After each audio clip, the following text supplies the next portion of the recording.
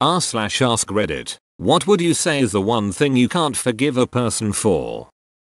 My wife's family taking my distress at losing my wife at 39 as weakness and trying to take advantage to get whatever they could. Nope, can't forget that one. That is beyond shitty. Being distressed over losing your closest loved one is weakness? Do they not have any feelings for their own family member? Right, that's the weird part. It would make more sense for them to be just as if not more distressed than him. People are weird af man. Marrying a family member's rapist, knowingly. I have a family member who stayed married to her husband after he raped her sister-in-law, her brother's wife, and later tried to molest her little sister. When the little sister came forward, the rapist's wife told her she was lying and trying to steal her husband. At 13. Hurting anyone that can't defend themselves. It's an extremely cowardly act. Wow, I thought airbenders got wiped during the 100-year war, though I agree. Not simply doing something bad once, but doing it on purpose, enjoying it, and continuing to do it. A person can't be forgiven until they've stopped for good or honestly fight the urge to do it again. The best apology is change behavior. An apology is a promise, not an undo button, or at least that's what I tell my students. Using a person's kindness for their own gain. I had a hysterectomy at the ripe age of 32 and never had a chance to have children with my husband. My sister is an alcoholic and she gets very mean when she's drunk. She was upset with me one evening and she was leaving me message after message because I wouldn't pick up. I listened to one. I probably shouldn't have. She said, "You will never know what it's like to have children. You wouldn't have been a good mom." Pretty much saying I deserve it. She's 48 and knows better. But I don't think I can forgive her. She goes too far. But she's in rehab now for her 10th time. You don't have to forgive her. That's an awful thing to tell someone, let alone a sibling. Purposefully harming a child or animal. Do mosquitoes count? Because I feel absolutely no remorse and I usually kill them with fire. That's just self-defense. Breaking the trust you had in them even when you gave them a second chance.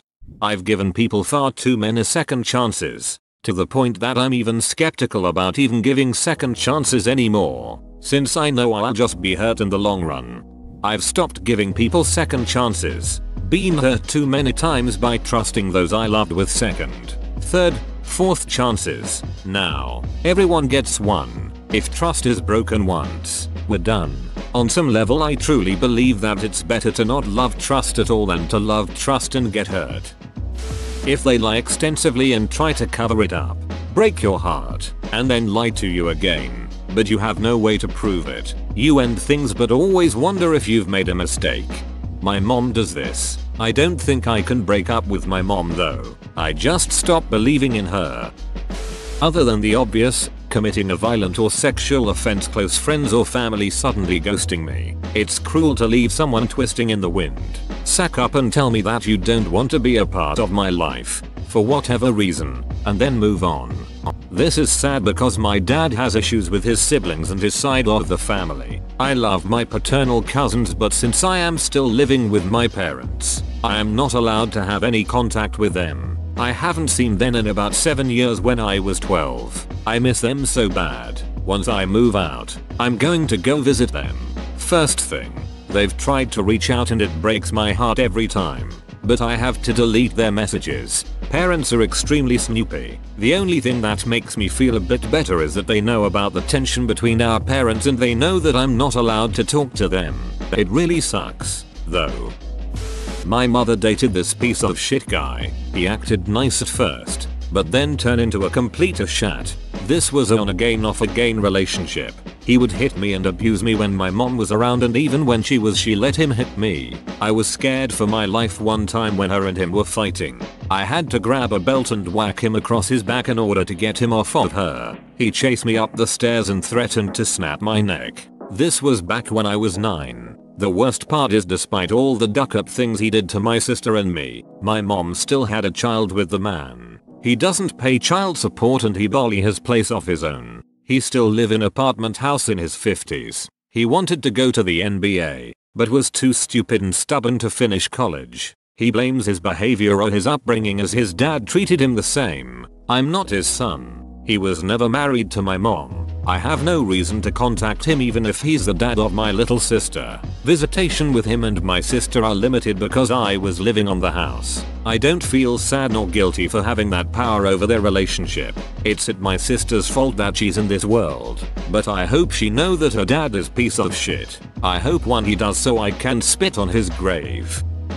My father cheated on my mom when she had stage 4 cancer. I was 23 at the time and ended up giving up my apartment and moving back home to take care of her. She had squamous cell carcinoma on her foot, so they had to amputate most of her leg and she was in a lot of pain. One night I heard them arguing and he said, well, I can't get it from you, so I'll have to get it somewhere else. He ended up spending most of his time at the house of some woman he met from the neighborhood. My brothers, who never so much as visited our mom during the time she was sick, tell me I'm overreacting and I should just get over it. So long as I'm drawing breath, I'll never forgive that son of a bitch for treating my mom that way, and I'll continue to be estranged from my brothers. 2. When I was raped, my best friend didn't want to believe me, said it wasn't her place to take sides. I tried so hard to keep the relationship functioning, but that trauma defined me for years, and she only ever acknowledged it with if that did happen. At her 21st birthday she invited him to the party, and didn't tell me until I was already there. I left immediately and never replied to a text or call from her again. It's been years. Been exactly where you are. Cut those a-holes out and never looked back. If it's a spouse or partner cheating, I still don't get how a cousin took his wife back. She had a full affair with his best friend. No way I could get past that. My first relationship was ended by a mutual friend who talked behind my back. She managed to convince my boyfriend that I was an a-hole for studying instead of partying with him. I wanted to give us financial stability so he could pursue his art career. After we broke up, she tried to form a relationship with him, and failed miserably. I still talk to my ex, and we got our friendship back. What she destroyed, though, will never be the same. From as long as I can remember, she's the one person that I never managed to forgive. Sounds like he's an a-hole for listening to her. Killing my daughter. I read your post history out of curiosity and it made me sad and angry. I hope you're coping okay. Shaming someone trying to better themselves, whether it might be an overweight person in the gym or someone working a minimum wage job. You have no idea what they are going through and yet you chose to make fun out of them. My so is doing this now. I recently lost 20 pounds and somehow he gained self-righteousness. Puts down overweight people. Calls them lazy. I just look at him like, are you serious? It took me 3+ years to lose 20 pounds. He saw me struggle for years, but he assumes strangers have no backstory or struggles like I did. They're just lazy. It's infuriating. I would find it impossible to forgive myself after being cheated on. I know a lot of people who said they've been able to overcome this, but it was the one thing I would never be able to get past. It is a total violation of trust. This mother ducker Daniel asked me to bring my foiled Charizard Pokemon card to school to show it to him, and I know he stole it out of my backpack later that day while we were at recess. I'll take this 2nd grade grudge to the goddamn grave. Downright despicable and wholly unforgivable. Saying, if you ever need help, just let me know. I let people know I needed help.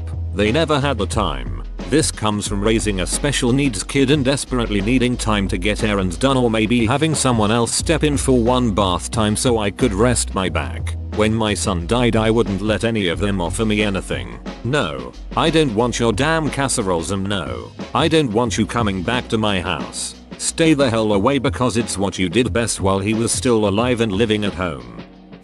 My father calling the police on me after his girlfriend moved in and he changed the locks while all my stuff was in the house still. Theft. It's not the first time they stole, it's the first time you caught them. My mother orchestrating the adoption of my child to my aunt. Haven't seen my son in 8 years. Before anyone asks, she ran a campaign of lies against me to all the family and threatened to have me bodily harmed should I defy her. I was Baker acted with her signature and she kidnapped my son to take him to his new parents. Needless to say, I moved continents and am now working on building my self-confidence and independence. Emotionally abusing your child. Thanks mum and dad for enabling It really ducks up with your self-worth. But also I guess not emotionally investing in those you're supposed to. A few years ago one of my ex's cousins died in a car crash. It took an extreme emotional toll on my ex and her entire family. My ex and her mother wound up on an extremely emotional late night phone call. For context, they are Chinese, so I didn't understand any of the details of the conversation. As I'm lying in bed they finally hang up their phones, and for whatever reason my spidey sense goes off. I get up to go check on my ex in the living room to find her holding a knife and moving it toward her wrist. I had to wrestle the knife from her and put her in a hold while she thrashed and cried uncontrollably. It turns out her mother ended their conversation telling her that she wished she had aborted her. Since then they have both gone to therapy, individually, and have not only worked out their problems but have forged an even stronger relationship than either of them ever thought they could have. I'm proud of both of them. But what the mother did that night is one thing I can't and won't forgive her for. I can't forgive my now alienated spouse's family for all literally lining up to kick me when I was down. They never liked me. My husband at a low point had an affair and every member of his immediate family took that to mean it was now open season on me, and each unleashed every verbal disgusting assault they could. All within weeks of my life having crumbled around me as I knew it. My husband worked his ass off in the years after to earn back my trust and respect. He was an incredibly damaged human from his upbringing in such a family. Therapy and more therapy. I lived years in agony out of love and respect for him, trying to make it through the mire that my life had become. But I cannot bring myself to try to reconcile with people who literally saw me grasping for reasons to still live and decided to grind their heels into my fingers. They killed any chance of being in my life and the lives of my children for good.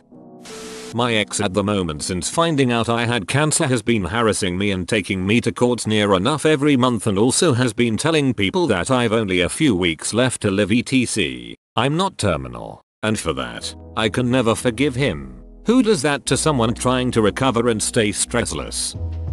My mom financially and emotionally cut off me and my sister when we were in our first and third years of college, respectively, to chase a relationship and business endeavor with a woman she had just started a relationship with. She spent close to $1 million that would have been left to me and my siblings, while systematically cutting out everyone who questioned her decisions. Ultimately she lost everything, and now crashes on my sister's couch between evictions. She's never really assumed responsibility, so we can't forgive her. To be clear, it's not the money I can't forgive her for, it's the fact that I saw her in a place where she thought she didn't need us and could afford to kick us to the curb to benefit herself personally. So she did so. How a person acts when they feel like they have everything can be just as revealing as how they act when their back is up against the wall. Whoa, you made it to the end? You're a ducking beast. I'll cut you a deal. Smash like and subscribe for more curated content, bruh. It's free and that's a great price.